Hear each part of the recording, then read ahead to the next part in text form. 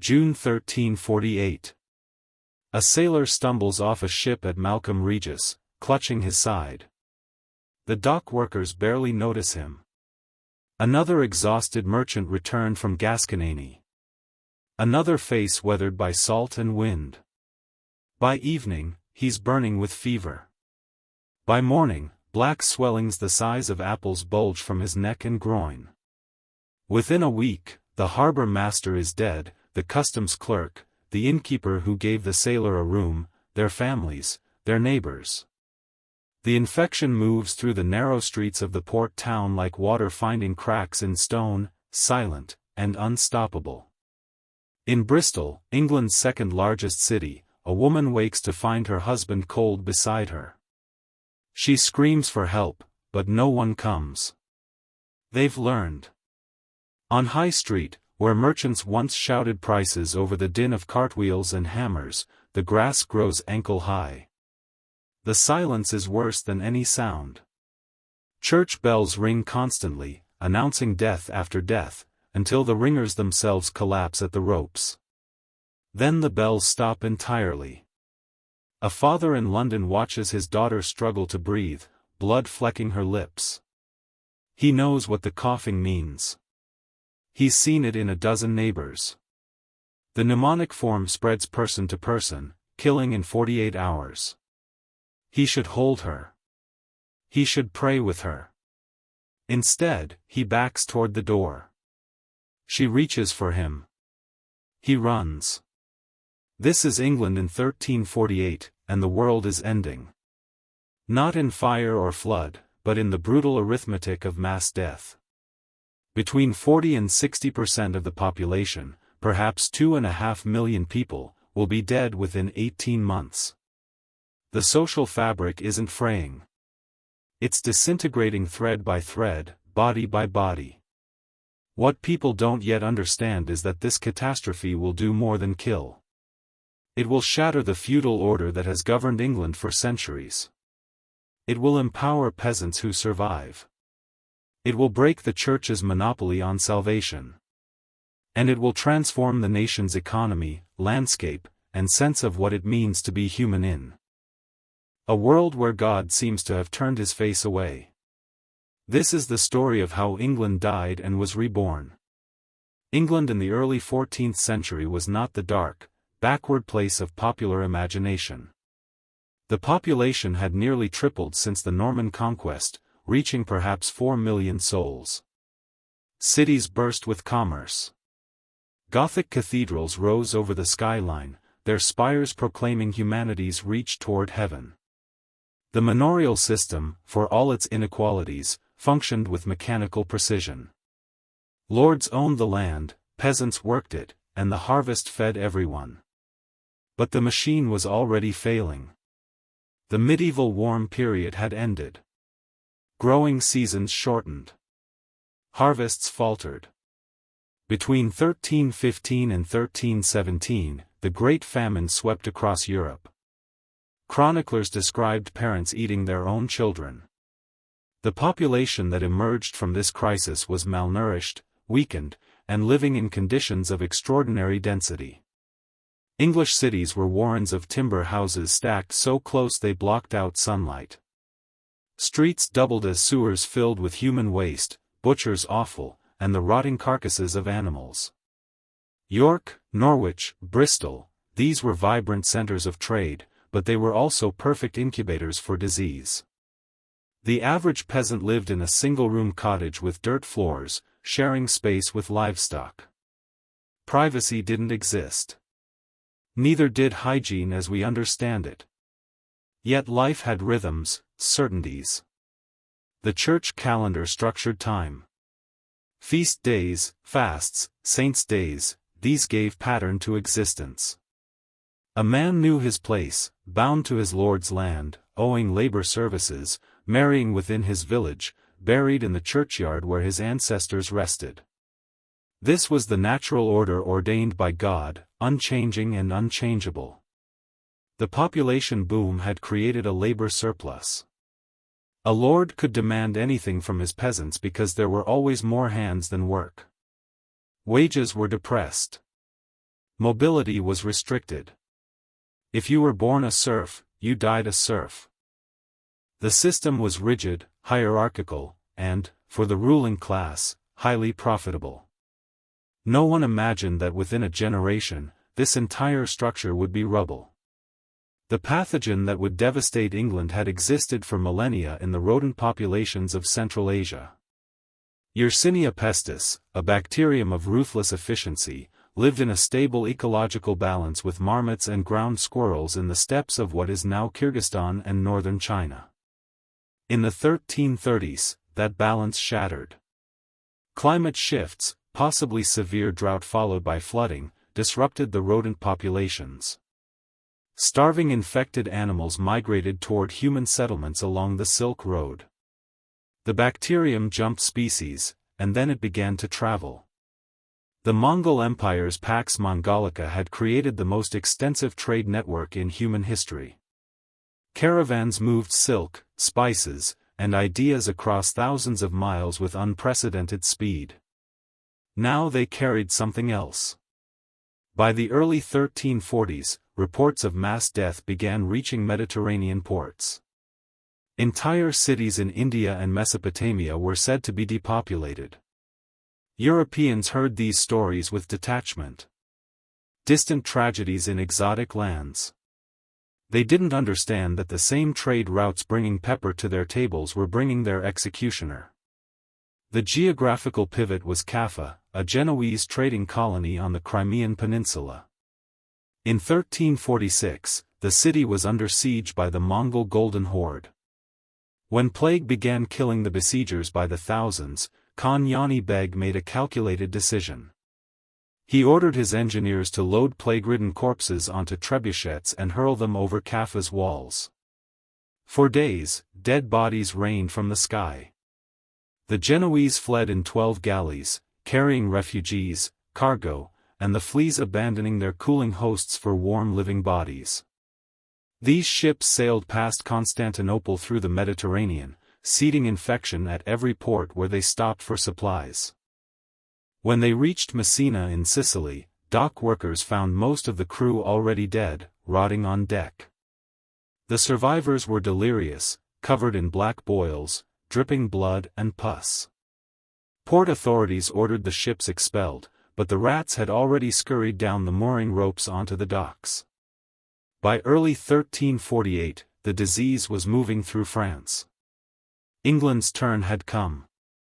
The sailor who brought plague to England died within days, his body buried in an unmarked grave. But the bacterium had found new hosts. Melcombe Regis became a charnel house within weeks. Survivors fled inland, carrying the infection with them. Bristol fell almost immediately. The city's dense population and position as a major port made it ideal terrain for the disease. Mortality was so severe that almost the whole strength of the town died.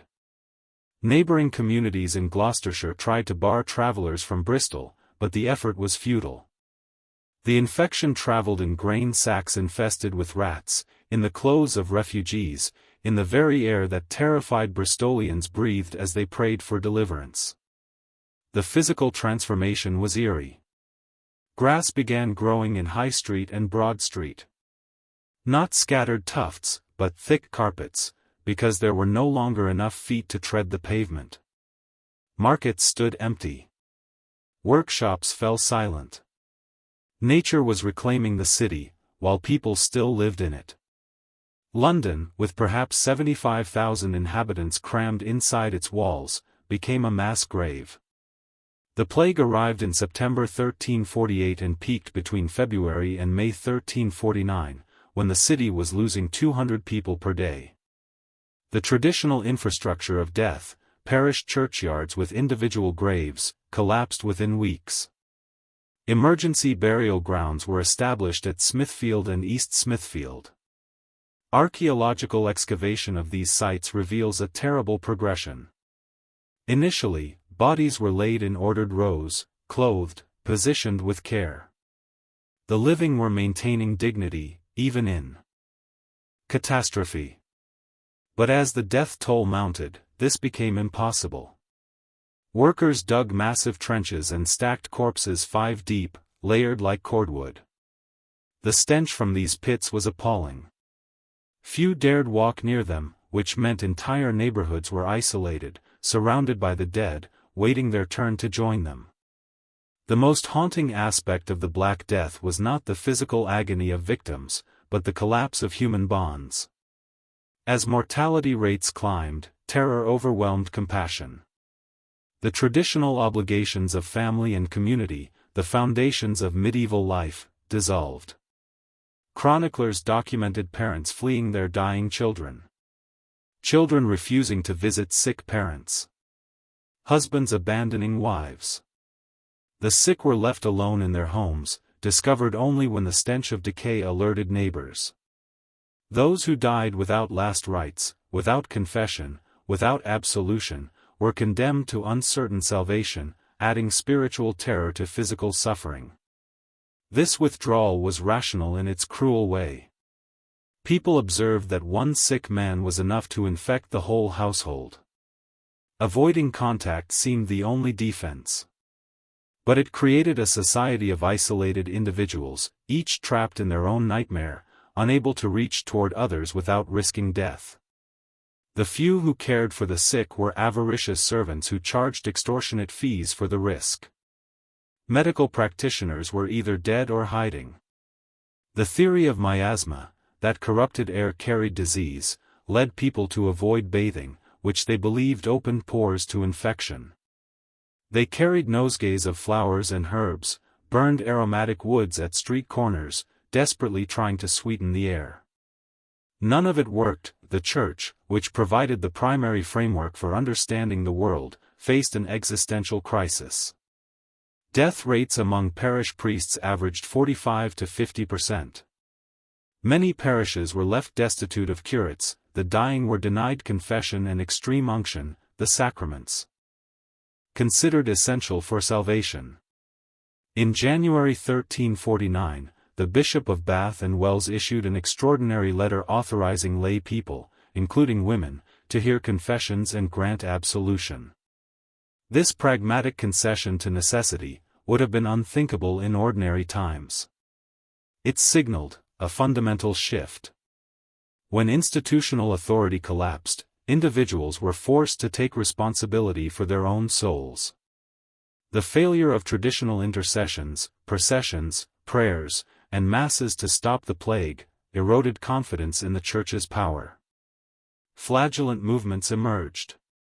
Bands of men and women marched from town to town, publicly whipping themselves with leather scourges tipped with iron spikes. They believed their suffering could atone for humanity's sins and appease God's wrath, bypassing the established clergy entirely.